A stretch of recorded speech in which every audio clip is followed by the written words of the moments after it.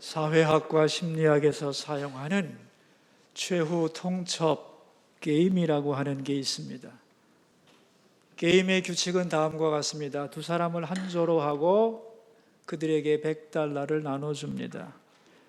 그리고 그 $100를 두 사람이 나눠 갖는 것입니다. 한 사람이 얼마를 주겠다고 제안을 하면 상대방이 동의해야 합니다. 그러면 두 사람은 각자 자기 액수를 받아갈 수 있습니다. 그러나 상대방이 거절하면 두 사람 다 한 푼도 받지 못합니다. 기회는 딱 한 번뿐입니다. 자, 그렇다면 얼마를 제안자는 주겠냐는 거죠.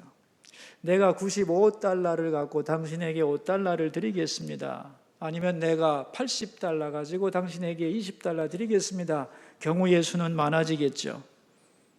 가능하면 나는 많이 갖고 상대방에게 조금 주고 싶겠지요.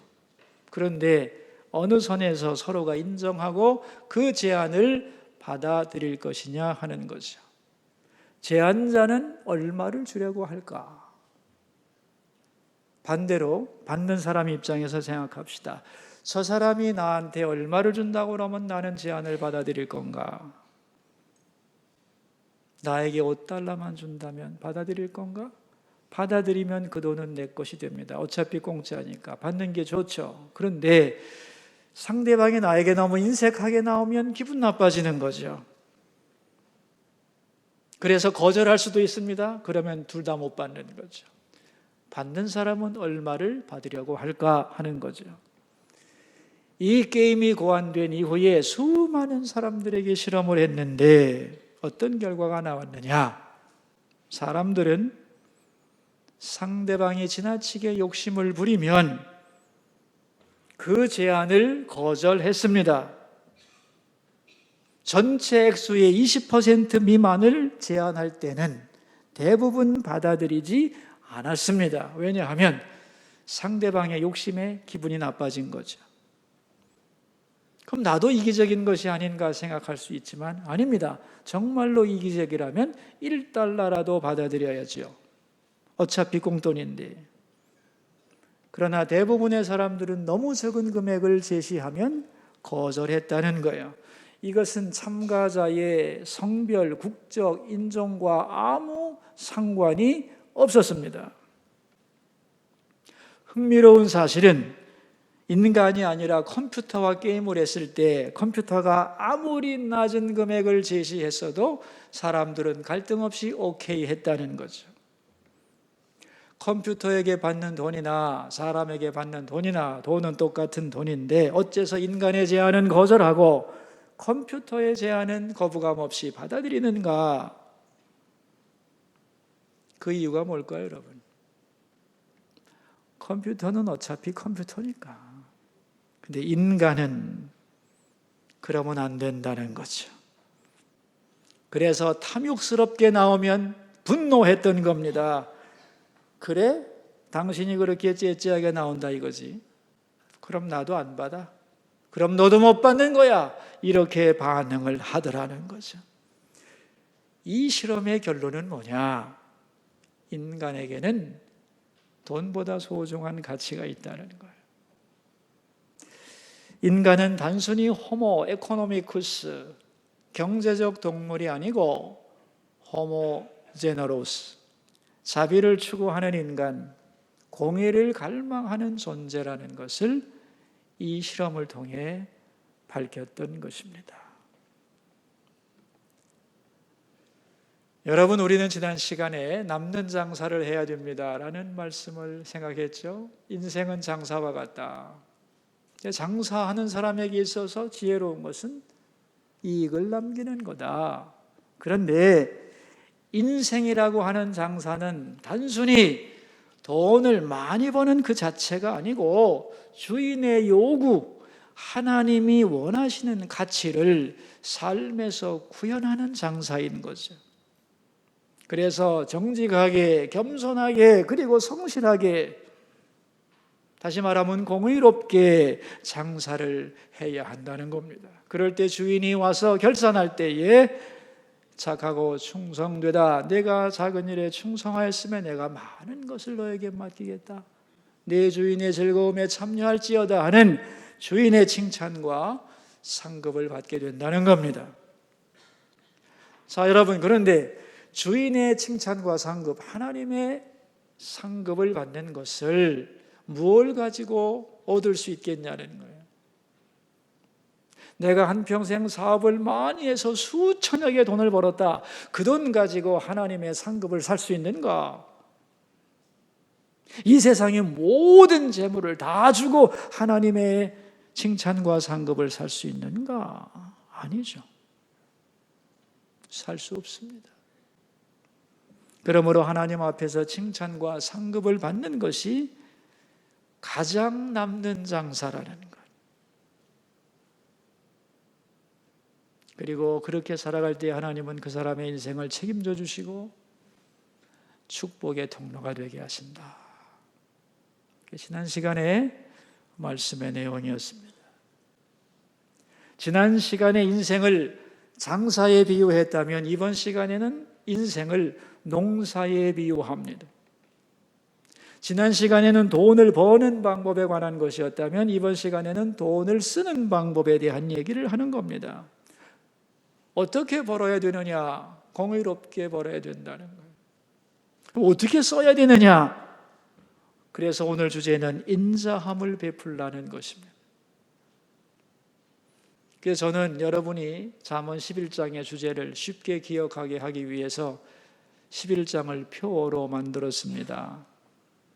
공의롭게 벌어서 인자하게 쓰자. 자, 우리 한번 따라해 볼까요? 공의롭게 벌어서 인자하게 쓰자. 그게 11장의 내용입니다. 자, 여러분, 제가 질문 하나 하겠습니다. 이 세상에서 가장 확실하고 변하지 않는 법칙이 있는데 그게 어떤 법칙일까요? 심은 대로 거둔다는 법칙입니다. 콩 심은 데 콩 나고 팥 심은 데 팥이 나는 거죠. 이게 창조 세계의 원리고 예외가 없는 겁니다. 콩을 심었는데 가지가 열린다? 그런 세상에서는 살 수가 없는 거죠. 콩을 심었으면 콩이 나와야 되는 거죠. 이 심은 대로 거둔다고 하는 법칙을 외면하면 하나님을 만홀히 여기는 것이다. 하나님을 무시하는 거라고 갈라디아서 6장은 분명히 말씀하고 있습니다. 심은 대로 거두는 거다. 그런데 이 법칙은 농사뿐 아니라 인간 삶에도 그대로 적용된다는 거예요. 근데 사람들은 잘 믿지를 않습니다. 왜냐하면 몇 가지 농사와 오차가 있기 때문에. 어떤 오차가 있느냐 하면은 농사는 심는 것에 따라서 거두는 시간이 정해져 있습니다. 이 곡물은 얼마 만에 열매를 맺게 되어 있는데 인간사라고 하는 것은 그렇지 않다는 겁니다. 심는 것과 거두는 시간을 짐작할 수 없습니다. 오늘 내가 심었는데 내일 거둘 수도 있고 1년 후 아니면 30년 후에 거둘 수도 있는 거예요. 또한 심는 장소와 거두는 장소가 다릅니다. 농사는 심은 곳에서 거둡니다. 그러나 인간사는 아니요. 내가 서울에서 심었는데 미국에서 거둘 수도 있는 거예요. 또한 대상이 달라집니다. 나는 이 사람에게 심었습니다. 이 사람에게 은혜를 베풀었는데 오히려 이 사람은 나를 배신했습니다. 그런데 전혀 엉뚱한 다른 사람들로부터 복을 받습니다. 대상이 바뀌는 거예요. 그래서 사람들은 심은 대로 거둔다는 법칙이 인간사에서는 성립되지 않는다고 착각을 하는 겁니다. 그러나 심은 대로 거둔다고 하나님은 약속하는 것이지. 오늘 본문의 내용이 그겁니다, 여러분. 자, 그렇다면 이제 우리가 무엇을 심어야 되느냐 하는 거죠. 먼저 16절을 보도록 하겠습니다. 유덕한 여자는 존영을 얻고 근면한 남자는 재물을 얻느니라. 먼저는 덕과 근면함을 심어야 되는 겁니다. 여기 16절에 보면 많은 사람들이요, 존경을 받기를 바랍니다. 이 존영이라는 말을 존경으로 바꾸면 됩니다. 많은 사람은 존경을 받기 바라는데 나이가 들수록 그게 심해집니다. 근데 그게 잘못된 거냐 하면 아닙니다. 정상입니다.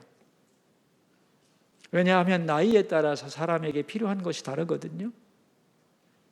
어릴 때는 뭐가 필요하냐면 사랑이 절실히 필요합니다.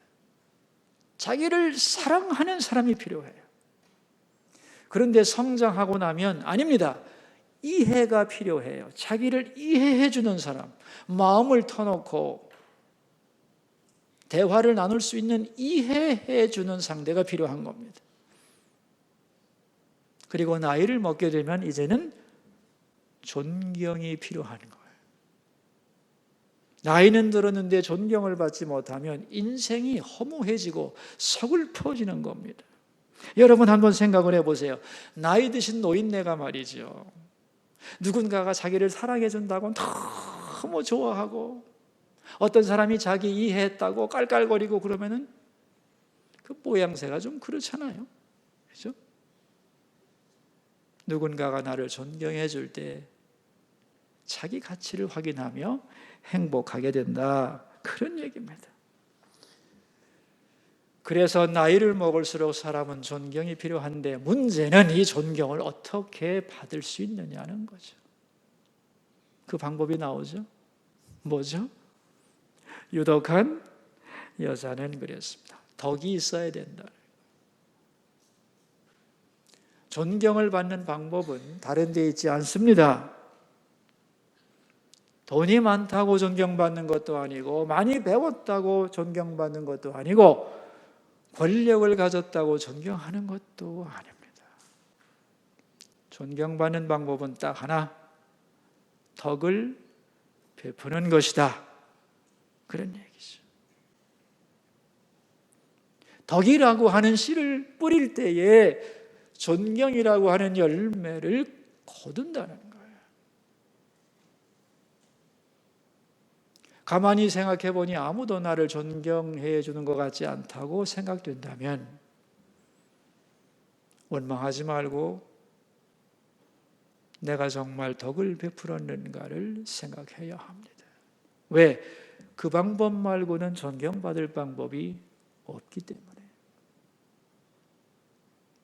그리고 앞으로라도 이제 남은 인생은 내가 덕을 베풀며 살리라, 그렇게 결심을 해야 한다는 것입니다. 존경은 덕을 베풀 때 오는 열매이기 때문에. 또 하나, 재물은 어떻게 생기느냐는 거예요. 어떻게 생긴답니까? 생긴답니까? 근면을 통해서 생겨나는 거예요. 그러니까 돈을 모으고 부자가 되려면 부지런해야 된다는 겁니다.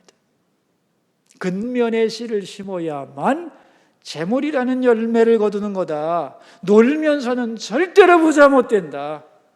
한 방에 부자 되는 것도 아니다. 부지런해야만 그 열매로 재물이 모아지는 것이다, 그런 얘기죠. 이 16절을 오해하는 분들이 많아요. 어떻게 오해하냐면은 여자는 덕이 있어야 되고 남자는 돈이 있어야 돼, 이렇게 생각하면 안 됩니다. 그런 뜻이 아니고요. 남자든 여자든 존경을 받으려면 덕이 있어야 하고 재물을 모으려면 근면해야 하는 것이다, 그런 뜻이에요.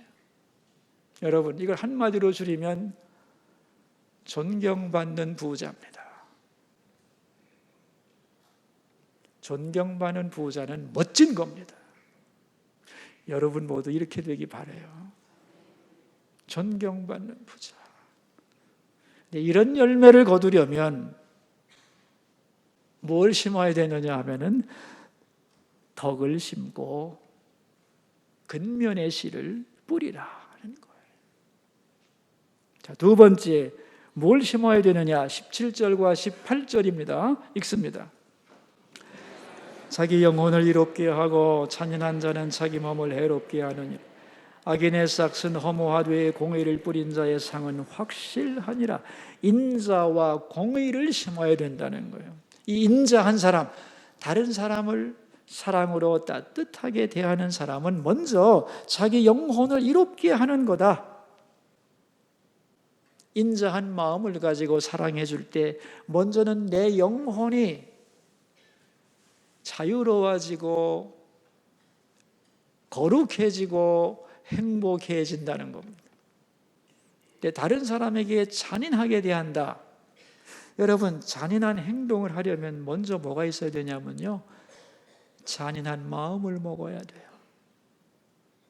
잔인한 마음을 먹게 되면 먼저 자기 자신을 잔인하게 만들어야 돼요. 그래서 남에게 잔인한 일을 행하려고 할 때 첫 번째 피해자는 바로 너 자신이다, 그런 얘기입니다. 근데 많은 사람들이 남에게 잔인한 일을 하면서 자기 자신을 해롭게 하는 일을 한다는 겁니다. 18절에 보면 악인의 싹은 허무라고 그랬습니다. 이 싹이라고 하는 것은 기대한 결과겠죠. 그러니까 악인은 무언가 열심히 기대하고 도모하지만 허무를 거둔다는 겁니다. 다시 말하면 엉뚱한 결과가 온다는 거예요. 왜 악인의 도모가 허무해지느냐 하면은 하나님이 악한 도모를 무너뜨리기 때문에. 그러나 공의를 심게 되면 그 열매는 확실하다 그랬어요. 이걸 농사용어로 말하자면 심은 대로 거둔다는 거예요. 그러므로 좋은 일을 뿌려야 된다는 거예요. 하나님은 여기에 대하여 반드시 거둔다고 약속을 하시는 겁니다. 여러분, 적어도 정말로 심은 대로 거둔다는 것만 확실히 믿으면 나쁜 짓 못합니다. 사람들이 이걸 진심으로 받아들이지 않는 거예요. 그러나 하나님은 자기 명예를 걸고 말합니다. 반드시 심은 대로 거둔다는 겁니다. 그런데 악인들은 오히려 그렇지 않고 뭘 하느냐? 21절 같이 읽읍시다. 악인은 피차 손을 잡을지라도 벌을 면하지 못할 것이나 의인의 자손은 구원을 얻으리라. 악인들은 서로 손잡고 단합하고 연대하고 동맹을 맺는 것에는 능숙합니다. 왜냐하면 자기 세력을 확보하기 위해서, 그리고 오늘 본문에 나오는 대로 벌을 피하기 위해서, 스스로를 보호하기 위해서 연대를 잘하는 게 악인의 특징이라는 거예요. 벌을 면하기 위해서. 그러나 그럼에도 불구하고 그들은 벌을 면치 못한다 그랬어요. 그대로 안 된다는 겁니다. 왜냐하면 악함 속에 분열을 내포하는 것이기 때문에. 그래서 악한 자의 연합은 언젠가는 반드시 깨지게 되어 있습니다. 반면에 의인은 외롭고 아무도 몰라주고 혼자인 것 같아도 하나님이 그에게 갚아준다는 거예요. 그래서 두고두고 자손들에게 복을 주겠다고 오늘 본문은 말씀하는 겁니다. 세 번째, 우리 24절과 5절을 보십시다. 흩어 구제하여도 더욱 부하게 되는 일이 있나니 과도히 아껴도 가난하게 될 뿐이니라. 구제를 좋아하는 자는 풍족하여질 것이요 남을 윤택하게 하는 자는 자기도 윤택하여지리라. 구제하고 베푸는 삶을 살아야 된다는 거예요. 여러분, 구제는 아름다운 것이고 성경은 말씀합니다. 구제는 하나님께 구워드리는 거다. 하나님의 창고에 쌓아두는 것이고 절대로 없어지지 않는 가장 안전한 투자라고 성경은 말씀합니다. 그래서 이스라엘 사람들은 구제를 뭐라고 불렀느냐? 자손에게 남겨줄 수 있는 최대의 유산, 그것은 구제라고 가르쳤습니다. 그런데 이 구제하기가 쉬우냐? 쉽지 않습니다. 구제를 방해하는 것이 있습니다. 그게 뭐냐? 돈이 없어지면 나는 어떻게 사냐 하는 거죠. 그래서 아끼는 겁니다. 여러분, 절약이라고 하는 건 좋은 거죠. 맞습니까? 절약은 좋은 겁니다. 그러나 이 절약이 지나쳐서 과도하게 아끼는 것은 나쁜 것입니다. 그래서 오늘 본문은 말씀하죠. 과도히 아껴도 가난하게 될 뿐이니라. 이 과도히 아낀다는 건 뭐냐 그럼? 기독교 윤리학에서는 과도히 아끼는 예들을 몇 가지 들고 있습니다. 첫째는 뭐냐 하면은 빚을 갚지 않는 것. 그게 과도히 아끼는 것. 내가 빚을 졌으면 말이지요. 빚을 갚아야지요. 이자하고 해서 원금을. 그런데 어떤 사람들은 이걸 안 갚으려고 애를 쓴다는 겁니다. 이게 과도히 아끼는 것입니다. 그렇게 되면 가난해집니다. 신용을 잃어버리는 거예요. 두 번째는 꼭 필요한 경비를 지나치게 절약하는 거예요. 그래서 건강을 위협할 정도로 먹을 것을 아끼고 아파도 병원에도 가지 않고 위험한 자동차를 몰면서도 보험도 들지 않고 미리 준비하면 되는 비용을 아껴서 일을 만드는 사람들, 이게 다 뭐냐? 과도히 아끼는 것이다. 재물의 영에 사로잡혀서 그렇죠, 이거. 세 번째는 뭐냐 하면은 마땅히 해야 할 의무를 거부하는 것입니다. 돈 때문에. 사원들 월급 주지 않고 미루는 거 뭐 이런 거 다. 네 번째는 도움이 절실한 이웃의 것을 외면하는 것. 도와주지 않으면 굶는데도 보고만 있는 거 이런 거. 과도히 아끼는 거죠. 마지막 다섯 번째가 뭐냐면 하나님의 것을 떼어먹는 거. 이런 게 다 뭐냐? 과도히 아끼는 거다. 절약은 좋은 것이나 과도히 아끼면 좋을 것 같지? 아니, 가난하게 된다는 거예요. 몸과 마음과 영혼이 피폐해지고 신망을 잃어버리고 신앙을 잃어버리는 어리석은 결과를 가져오게 되는 거다 하는 것이에요. 여러분, 하나님은 우리에게 모든 것을 주십니다. 왜 주실까? 먹고 살라고 주는 거죠. 그리고 더 나아가서는 좋은 일 하라고. 하나님의 손발이 되어서 다른 사람을 윤택하게 하라고 준 겁니다. 그것을 목적에 맞게 사용하게 되면 하나님이 심은 대로 거두고 갚아 주신다는 거예요. 자, 그 예가 26절에 나오는데 같이 26절을 읽겠습니다. 곡식을 내놓지 아니하는 자는 백성에게 저주를 받을 것이나 파는 자는 그의 머리에 복이 임하리라. 곡식을 내놓지 아니한다. 이게 뭐냐면 흉년이 들어가지고 시장에 쌀이 돌지를 않습니다. 근데 내 창고에는 쌀이 가득히 쌓였는데 내다 팔지를 않는다는 거예요. 왜 팔지 않을까요? 의도가 뭘까요, 여러분? 값을 더 올리겠다는 거죠. 독점을 통하여 폭리를 취하겠다는 것이고, 다른 사람이야 굶든 말든 나만 더 잘 살면 된다는 마음을 갖는 거다. 이거는 저주를 받는 마음이다. 여러분, 이거 자기 겁니다. 자기 거지만 어떤 경우에도 꼭 쥐고만 있고 결코 내놓지를 않는 마음은 저주를 받는다는 거예요. 역사적으로 이 저주가 현실화된 게 뭐냐 하면 공산주의 혁명입니다, 여러분. 이 사회에는 언제나 빈익빈 부익부의 현상이 존재하게 되어 있습니다. 잘못된 건 아니에요. 당연하지요. 노력하는 만큼 잘 살게 되어 있는 거니까. 그러나 이 빈익빈 부익부의 형상이 너무 팽창되었을 때는 저항하는 힘이 나오게 되어 있어요. 그게 혁명입니다, 여러분. 현대사회에서 노조의 시작이 바로 여기서 나온 겁니다. 지금의 노조는 좀 지나친 면이 많지만 시작은 이렇다는 거예요.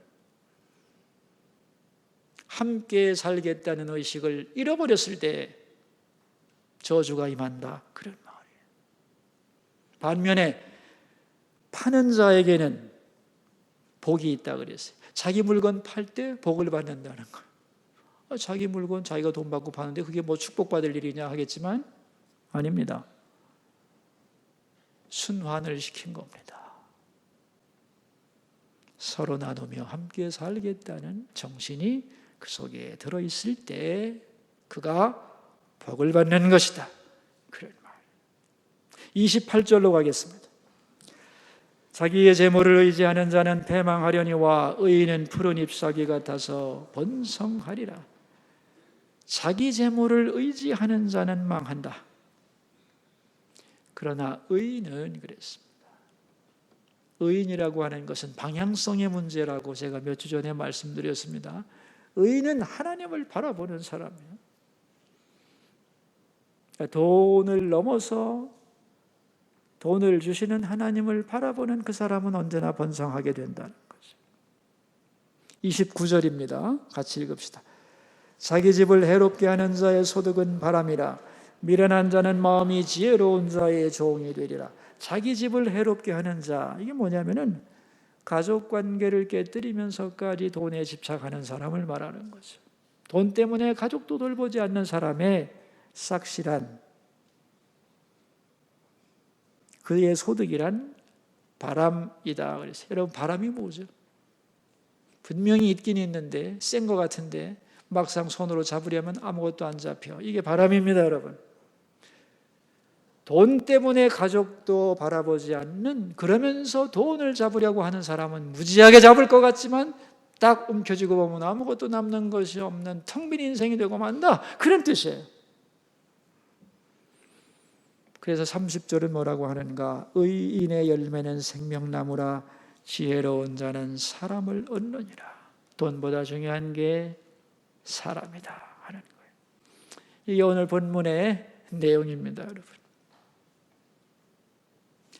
지난달에 어떤 분이 저한테 오셔가지고 이런 얘기를 하시더라고요. 목사님, 제 마음에는 사랑이 없습니다. 제 마음에 어떻게 하면 사랑이 생길 수 있을까요? 그러더라고요. 제가 그분을 보고 얼마나 좋았는지 모릅니다. 왜? 그 마음이 너무너무 이쁜 거거든요. 내 속에 사랑이 없다는 것 때문에 안타까워 우는 마음이 너무 소중한 겁니다, 여러분. 왜냐하면 사랑이 없음을 탄식하면서부터 사랑은 시작되는 거기 때문에. 제가 어떤 대답을 했냐? 그분에게 이런 말을 했습니다. 억지로 사랑하려고 하지 마세요. 반드시 문제가 생깁니다. 먼저 해야 될 일은 뭐냐면 내가 사랑을 받았다는 사실을 기억하고 자꾸 고백하세요. 마음에 새기세요. 그랬어요. 왜냐하면 인간은 사랑을 남에게 줄 수 있는 존재가 아닙니다. 우리 인간은 사랑의 근원이 아니에요. 사랑의 근원은 하나님이세요. 하나님은 사랑이시라. 하나님이 사랑의 근원이고 우리는 그 사랑을 받아서 반사하는 반사체일 뿐이에요. 그럼 내가 사랑을 반사하려면 어떻게 해야 되겠어요? 먼저 퍼내봐야 안 나옵니다, 여러분. 먼저 할 일은 내가 하나님으로부터 사랑을 많이 받았다. 오늘 내가 이렇게 있음은 하나님의 은혜다. 하나님 은혜 아니면 나는 살지 못합니다. 하나님의 사랑을 자꾸 인정하고 고백하고 가슴에 새겨야 된다는 거예요. 하나님의 사랑 받지 않은 사람이 어디 있어요? 인정하지 않을 뿐이지. 인정하지 않기에 사랑의 통로가 막히는 겁니다. 이 사랑의 통로를 뚫어내기 위해서는 자가 발전은 안 되는 거예요. 너무 믿지 마세요, 자기를. 내가 과분한 사랑을 받았지. 여러분, 그것을 고백해야 되는 거예요. 그러면서 점점 사랑의 사람으로 성장해 갈 수 있는 것입니다. 오늘 본문은 베풀라고 하는데 이거 모르는 사람이 세상에 어디 있겠어요? 그죠?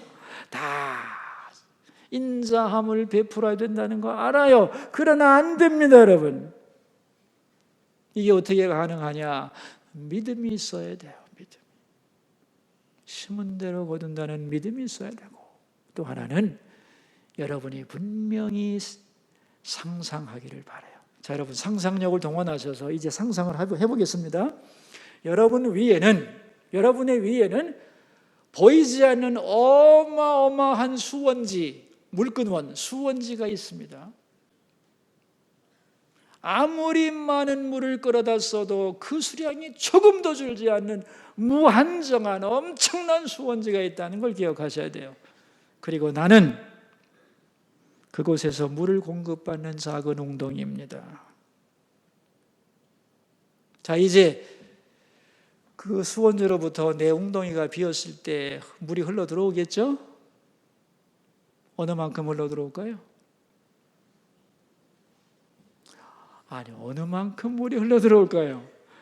내 그릇 만큼 들어오는 거예요. 내 그릇 만큼. 어느 정도 들어오면 중단됩니다. 그것을 더 흘러 들어오게 하려면 어떻게 하면 되죠? 흘려 보내야 되는 거예요. 흘려 보낸 만큼 다시 채워지는 겁니다. 우리 위에 있는 보이지 않는 무진장한 수원지가 하나님이에요. 우리는 그분의 은총을 받아 살아가는 웅덩이고 수로인 것입니다. 그런데 내가 내 인생의 공급자라면, 내 스스로가 주인이라면, 내 웅덩이에 있는 것이 전부라면 베풀면 베풀수록 내 웅덩이는 말라가겠죠. 그러면 불안해지죠. 그러므로 도무지 나눠줄 수가 없는 거죠. 그래서 믿음의 눈으로 보지 않고 세상을 보면 세상 사람들은 다 자기 스스로가 웅덩이인 것처럼, 수원지인 것처럼 생각하고 물을 흘려보내면 말라 비틀어질 거라고 생각을 해서 가능하면 물이 새지 않도록 벽을 쌓고 움켜쥐고 누가 올까 봐 경계하는 것이라는 거예요. 그러나 사실은 그게 아닙니다. 보이지 않는 무한한 수원지 하나님이 계시고, 내가 흘려보낸 만큼 채우시는 그분이 세상을 다스리고 있다. 그리고 채워주신다는 것을 믿어야 하는 거예요. 여러분에게 이 그림이 항상 있기를 바랍니다. 어떤 사람에게 왕이 전령을 보내서 급히 왕궁으로 들어오라고 명령을 했습니다. 명령을 받은 이 사람은 갑자기 웬일일까 하고 왕을 만날 생각하니까 무서워졌어요. 그래서 평소에 자기에게 가장 친한 친구에게 가서 얘기를 했습니다. 여보게, 왕이 나를 왕궁으로 오라 하시는데 혼자 가기가 무서우니 같이 좀 가줄 수 있겠나? 그러자 그 첫 번째 친구가 말했습니다. 미안하네, 나는 함께 갈 수가 없어 하고 냉정하게 거절을 했습니다. 그래서 이 사람은 그보다는 친하지 않지만 소중하게 여기는 두 번째 친구에게 가서 함께 가달라고 했지만 하니까 그 두 번째 친구가 하는 말, 자네 부탁이니 함께 가긴 하겠나만 나는 왕궁 입구까지만 가겠네. 더 이상은 갈 수가 없네. 그렇게 말을 했습니다. 이 사람은 자기가 별로 좋아하지 않지만 알고 있는 세 번째 친구에게 가서 왕이 나를 부르시는데 함께 가주겠나? 하고 부탁을 했더니 이 세 번째 친구가 흔쾌하게 말하기를, 그럼 내가 자네와 함께 가겠네. 그리고 왕에게 가서 자네가 얼마나 좋은 사람인 것을 잘 말씀드려 주겠네. 그렇게 말을 했답니다. 자, 첫 번째 친구가 누구냐? 돈입니다. 돈. 두 번째 친구는 가족입니다. 죽음의 입구까지만 함께 갈 수 있다는 거예요.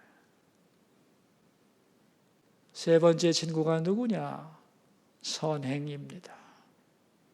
탈무드에 나오는 말입니다. 여러분, 삶에는 두 종류가 있습니다. 움켜쥐는 삶과 베푸는 삶. 선택은 자유입니다. 그러나 분명히 알아야 될 것은 심은 대로 거둘 겁니다. 그래서 설교 제목입니다. 같이 한번 읽어봅시다.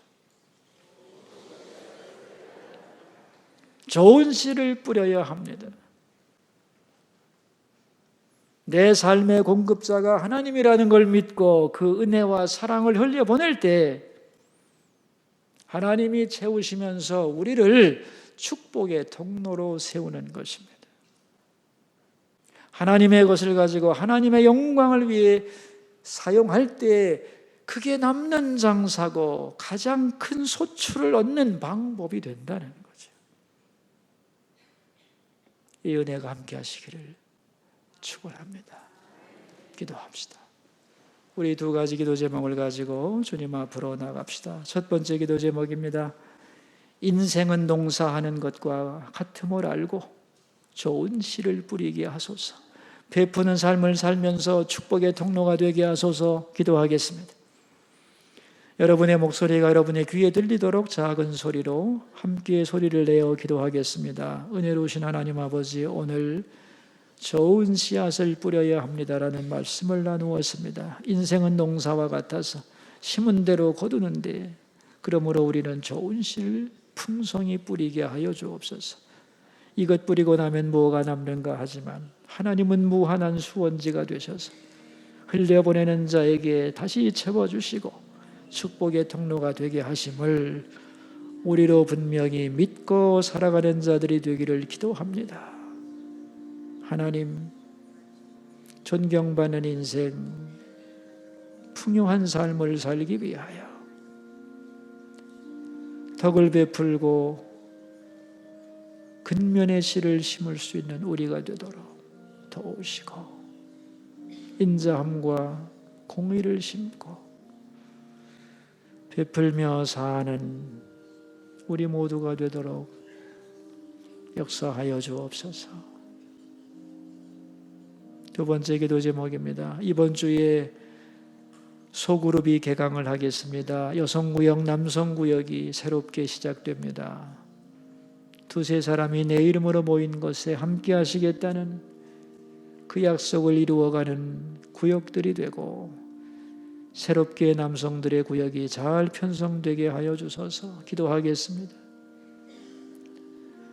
하나님 아버지, 무더웠던 여름이 지나가고 이제 소그룹이 개강을 합니다.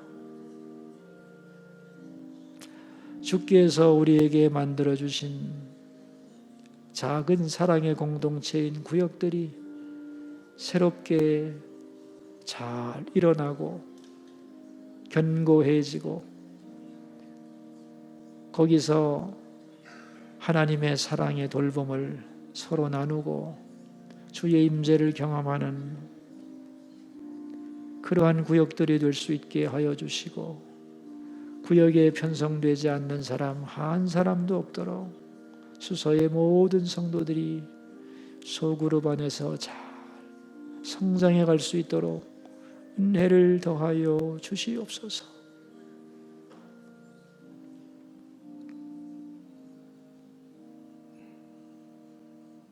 살아계신 하나님, 인생을 농사에 비유해서 말씀해 주심을 감사드립니다.